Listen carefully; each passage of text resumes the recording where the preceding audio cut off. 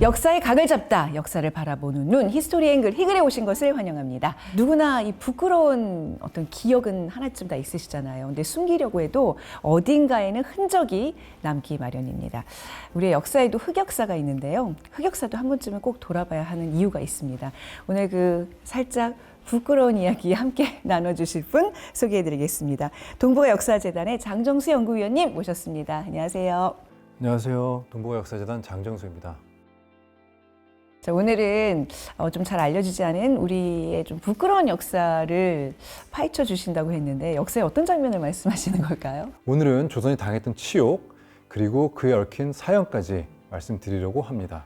조선의 치욕을 드러낸다. 오늘 굉장히 좀 조심스러운 이야기가 될 것 같네요. 네, 그런데 수치스럽다고만 생각할 일은 아니었습니다. 그 이면에는 조선의 전략적 계산도 숨어 있었거든요. 그러니까 오늘 주제로 가져오셨겠죠. 자, 오늘의 히스토리 띵은 어떤 건가요? 오늘의 히스토리띵은 이것입니다. 뭔가 이렇게 도심 속에 있는 비석? 어디 공원에 있는 건가요? 뭐죠? 네, 아마 선뜻 생각나지는 않으실 텐데요. 혹시 삼전도의 항복이라고 들어보셨을까요? 삼전도에 항복하면 이제 우리 인조가 청나라의 황제한테 절을 했던 그 정말 치욕스러웠던 그날이잖아요. 네. 이 비석의 명칭은 서울 삼전도비인데요.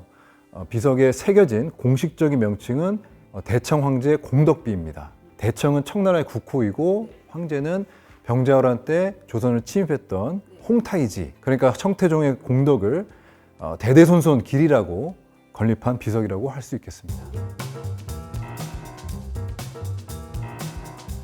자, 이쯤에서 첫 번째 앵글 키워드 가볼까요? 네, 첫 번째 앵글 키워드는 삼전도의 항복입니다. 삼전도의 항복은 아마 이제 병자호란에 좀 관심이 있으신 분들은 다 아는 장면일 거예요. 역사 책에도 나오지만 뭐 영화로도 많이들 알려져 있잖아요. 그렇죠? 맞습니다. 굴욕적인 사건으로 묘사되곤 하죠. 병자호란 때 인조가 청나라 황제 홍타이지에게 3개의 구고들을 행하고 항복한 곳이 바로 삼전도예요. 만주족을 오랑캐로 여기던 조선인들에게 정말 씻을 수 없는 수치를 안겨준 사건이었다고 할 수 있습니다. 네, 그러니까 우리보다 진짜 못한 만주족 황제에게 절을 한다 말씀하신 대로 정말 씻을 수 없는 아픔인데, 근데 도대체 삼전도가 어디에 있는 거죠? 삼전도는 조선시대 때는 경기도 광주에 속했던 곳으로 본래는 마전포라는 이름의 포구였어요. 태종 때, 조선 태종 때부터 왕이 한강을 건널 때 사용한 나루터 중에 하나입니다. 세종 때에 이르러서 이 일대에 삼을 심었기 때문에 한자로는 마라고 표현하지만 발음은 삼으로 해서 삼전도가 된 겁니다. 그러니까 왕이 이용했던 포구라면 굉장히 중요한 장소인데, 근데 그 한강을 건너는 포구가 삼전도 외에도 많이 있었을 텐데 왜 하필 이곳이었을까요? 삼전도 외에도 총 5개의 나루가 있었고 인근에는 송파진도 있었습니다. 그런데 도성을 통해서 남한산성으로 가려면 좀 더 규모가 컸던 삼전도를 이용했던 것이죠. 병자호란 당시 홍타이지도 한양을 점령한 다음에 삼전도를 건너서 남한산성으로 가게 됩니다. 네, 그러니까 규모도 그렇고 또 남한산성 가는 길목이기 때문에 삼전도를 이용했다. 근데 삼전도의 항복 뭐 대충들 아시겠지만 좀 자세하게 들여다 볼까요? 네. 1636년 음력입니다. 12월 14일 청나라 장수 마푸타가 거느린 전봉군이라고 하는데요. 선봉대겠죠.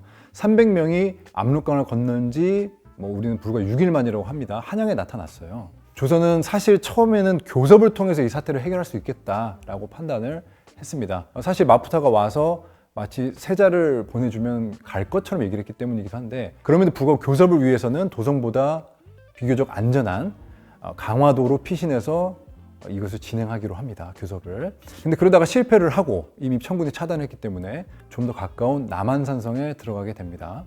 이후 청나라의 후속 부대들이 속속 남한산성 앞에 도착을 하니까 조선도 이게 이렇게 쉽게 끝날 전쟁이 아니구나 라고 하면서 팔도의 근황병, 그러니까 지방군을 소집하고 항전 의지를 다지게 됩니다. 항전 의지를 다졌다. 근데 이미 청나라 군사력이 대단했잖아요. 명나라도 수세에 몰릴 정도인데 어떻게 항전을 할 생각을 했을까? 그래서 조선은 이제 평안도와 황해도에 여러 거점을 마련해서 방어선을 중첩적으로 구축을 했고요. 왕실과 조정은 남한산성과 강화도로 들어가는 한편 지방군을 소집해서 지구전을 펼치는 전략을 구상을 합니다. 아무래도 여기가 홈그라운드이기 때문에 지구전으로 갈수록 침략자들에게 불리해질 수밖에 없겠죠. 홍타이지가 이끄는 좌익군과 우익군이 있는데요. 우익군은 조선의 방어선을 격파하면서 내려오질 않고 그대로 지나쳐서 내려오게 됩니다. 그 다음에 도르곤이 이끄는 좌익군은 이제 창성이라는 곳이 있는데 창성에서 압록강을 건너서 철원 평야를 통해서 남한산성에 도달을 합니다. 그러니까 거점으로 마련된 산성에서 지연전을 펼치려던 조선의 전략을 역이용해서 오히려 도성 일대로 긴급히 들어온 거죠. 그러다 보니까 조선은 뭐 지방군을 소집한다든지 뭐 강화도로 제대로 된 피신한다든지 이런 시간적 여유가 없었다고 할 수 있습니다. 결국 1636년 12월 29일 우익군은 한양을 점령했고 곧장 남한성 일대로 가서 진을 치게 됩니다. 이듬해 1월 10일에는요 그 유명한 홍위포 등 중화기로 무장한 후속 부대까지 도착을 하면서 사실상 조선의 항전 의지를 꺾어버리게 됩니다. 근데 지금 이제 지방군들이 이게 소집이 돼서 올라오고 있는 중이었는데 별다른 역할을 하지 못했던 모양이죠. 이것이 애매한데요. 전라도 근안군을 거느렸던 김준용 같은 경우는 광교산에서 청나라의 고위 장수였던 양구리를 사살하는 전과를 올리기도 합니다. 다만 여러 지역에서 올라온 부대들이 서로 힘을 합치지 못한 채 청나라 군사들에게 요격을 당했고요. 각계격파됐다고 할 수 있습니다. 아마 청군이 생각보다 빨리 내려왔기 때문에 서로 힘을 합치지 못한 채로 고립된 거죠, 각자. 그래서 이들이 실제로 남한산성의 외곽을 포위하고 있는 청군의 그 외곽을 조선의 근안군들이 이제 재집결을 하는 상황에서 이 활동이 재개되기 전에 인조는 아쉽게도 출성 항복을 하고 말았던 것이죠.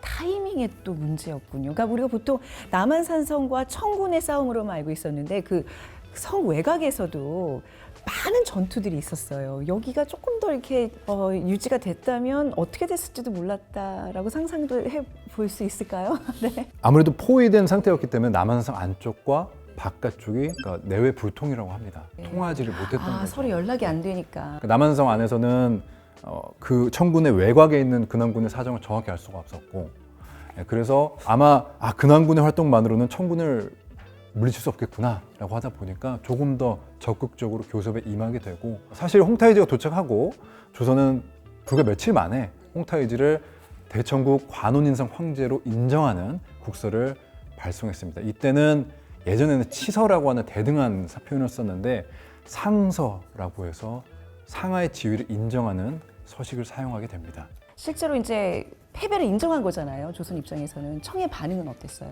청 같은 경우는 이제 인조의 출성 항복을 요구를 했는데요. 줄곧 아주 시종일관 인정을 하는데, 말하자면 조선은 문서상으로 항복을 끝내려고 했던 것 같습니다. 초반에 항복할게요. 돌아가시면 앞으로 잘하겠습니다. 이렇게 하려고 했는데 홍타이지는 아니다. 실질적인 행위를 보여달라. 조선은 무려 7차례에 걸쳐서 국서를 보내게 되는데 단계적으로 서식을 높여가요. 조금씩 말하자면 양보를 하는 거죠. 대청국 뒤에 황제를 붙인다든지, 조선국왕 이종 앞에 신이종이라고 한다든지, 아니면 황제 뒤에 폐하를 붙인다든지, 이런 표현들을 딱 정말 거짓말처럼 하나씩 덧붙이면서 마치 나도 이 정도 양보했는데 너도 하나는 양보해야지 라는 교섭을 이어가는데 실패하게 되죠. 사실은 아마 출성 요구만큼 면제받으려고 했던 의도 같은데 홍타이지는 거부를 하고 반드시 나와야 된다. 그래서 3개 구구들을 받아내고야 마는 것이죠. 자, 두 번째 앵글 키워드 들어가 볼까요? 네, 두 번째 앵글 키워드는 자발적으로 세운 삼전도비입니다. 아니, 항복을 한 것도 굉장히 치욕스러운데 이거를 자발적으로 비석을 세운다고요? 말이 안 되지 않습니까? 네, 좀 놀랍죠. 네. 사실 국왕이 무릎을 꿇고 항복을 해, 그러니까 항례를 치른 치욕의 현장에 청나라 황제의 공덕을 칭송하는 비석을 세운다는 것이 받아들이기 쉽지 않았겠죠. 일단 삼전도비의 건립 자체는 아마 청나라 장수 마푸타, 조선 통이었다고 할 수 있는 마푸타가 제안한 것으로 알려져 있습니다만, 조선은 아주 이례적으로 매우 적극적으로 이것을 이행해 나가게 됩니다. 그러니까 홍타이지의 어떤 공덕을 기리는 거에 큰 거부감을 안 가졌다는 얘기예요, 조선 입장에서. 거부감은 굉장히 컸죠. 근데 왜 적극적으로 해요? 컸습니다. 하지만 받아들이기 힘든 현실도 현실입니다. 그래서 병자호란 이후 조선의 국가적 과제는 내치를 재건을 하고요. 그다음에 청나라의 크고 작은 요구에 따라야 되는 이제 안팎의 난제에 직면했던 것이죠. 그 중에는 차마 따르기 힘든 요구, 한자로는 난종지사라고 얘기를 하게 되는데요. 크게는 3가지가 있습니다. 소현세자 인질 문제가 있을 거고요. 백성들 돌려보내는 문제, 포로들 문제가 되겠죠.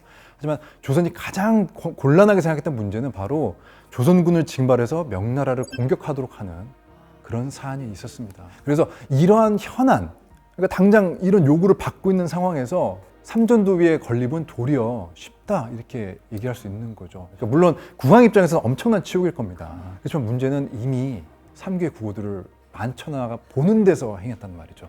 그래서 이걸 고집 부릴 바에는 차라리 이거를 적극적으로 추진해서 신뢰를 받고 그 신뢰를 바탕으로 이 난종지사에 대한 양해를 얻어내자라는 것이 조선의 전략이었다고 볼 수가 있습니다. 3개국 고두례라는 아주 그 굴욕적인 것도 어차피 겪었고 나라도 너무 피폐해졌고 아유 뭐 그까이 거 뭐 비석 하나 세우는 게 뭐 대수야 이렇게 생각했다는 얘기네요. 네. 네, 그랬던 것 같습니다. 조선의 가장 큰 난제, 근원적인 문제는 항복의 진정성을 신뢰받는 겁니다. 아직 명나라는 멸망하지 않았거든요. 그러다 보니 청나라는 조선이 언제든지 돌아설 수 있다고 믿었던 것이고, 그러니까 손세자를 볼모로 데려가는 것이고요. 그러니까 근원적인 문제를 해결하려면 이런 대청 황제를 좀 칭송하고 찬양하는 행동을 오히려 적극적으로 할 필요가 있었던 것이죠. 그렇네요. 그러니까 삼전도비 건립을 통해서 이제 청의 의심을 좀 가라앉히고, 그렇죠? 달래주고, 그러니까 정말 무리한 요구들은 좀 완화시키는 그런 전략을 세운 거네요. 그 공약을 마치고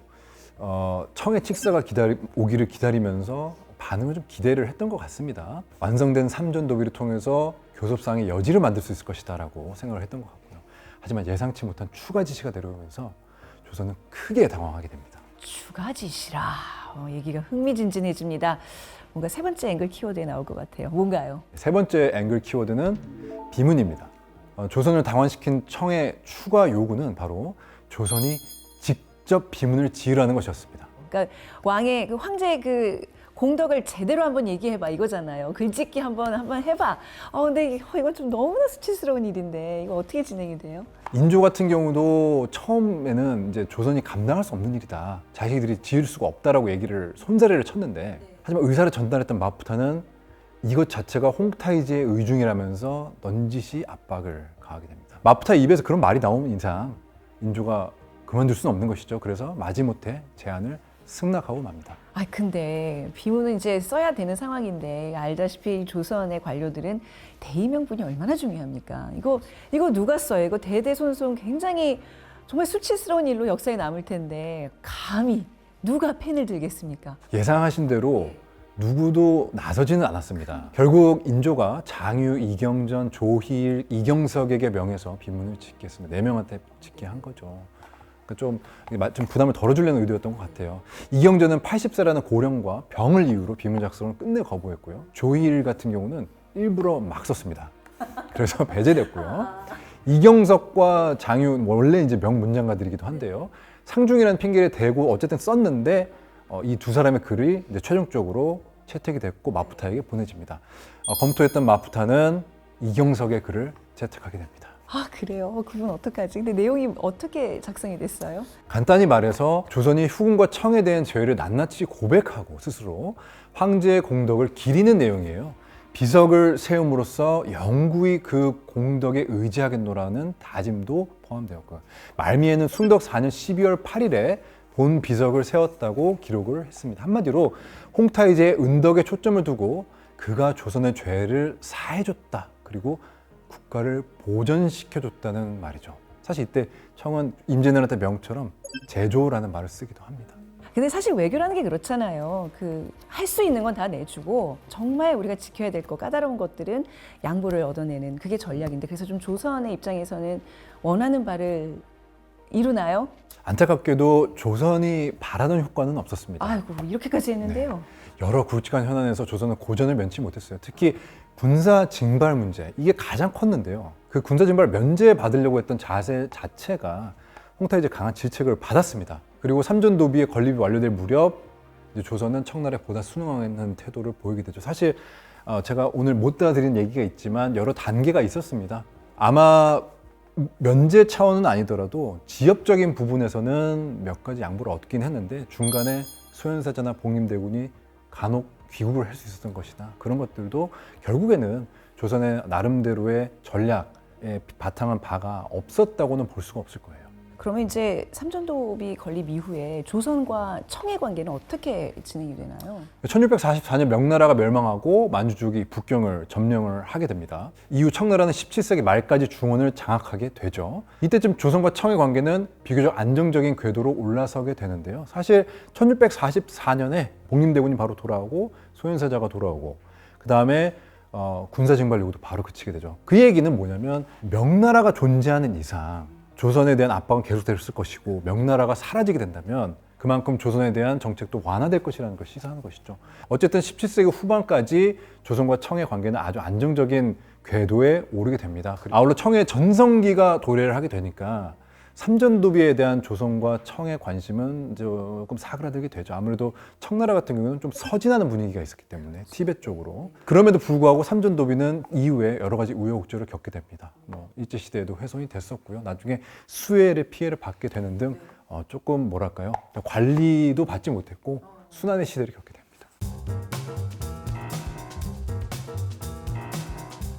자, 이렇게 순환의 역사를 거친 삼전도비에 얽힌 조선의 치욕의 이야기로는 나눠봤는데, 자, 오늘 희글 포인트는 무엇일까요? 오늘의 희글 포인트는 바로 삼전도비를 기억하는 방법입니다. 삼전도비의 건립은 치욕적인 항복을 상징하지만 동시에 현실의 난제를 해결하려는 조선의 눈물겨운 고민을 보여주기도 합니다. 치욕적인 행위를 박제화하는 행위였음에도 이 역시도 우리의 역사의 한 장면입니다. 병자호란에 대한 통솔과 달리 이상과는 괴리된 현실 속에서도 조선은 끝내 국가의 재건에 성공했다는 점을 기억할 필요가 있겠습니다. 우리가 처음에 부끄러운 역사, 흑역사라는 얘기로 이제 시작을 했지만 지금 얘기를 쭉 듣다 보니까 삼전도비는 생존을 위한 전략 그리고 지혜가 아니었을까 그렇게 생각해야 되지 않을까 싶어요. 그렇죠? 네, 오늘 또 다른 역사 이야기 이렇게 해주신 장정수 연구위원님 귀한 시간 내주셔서 고맙습니다. 감사합니다. 네, 자 그리고 희글 오늘 준비한 소식도 여기까지입니다. 좋아요, 구독 그리고 댓글도 잊지 말아주시기 바랍니다. 오늘 함께해 주셔서 고맙습니다. 안녕히 계세요. 네.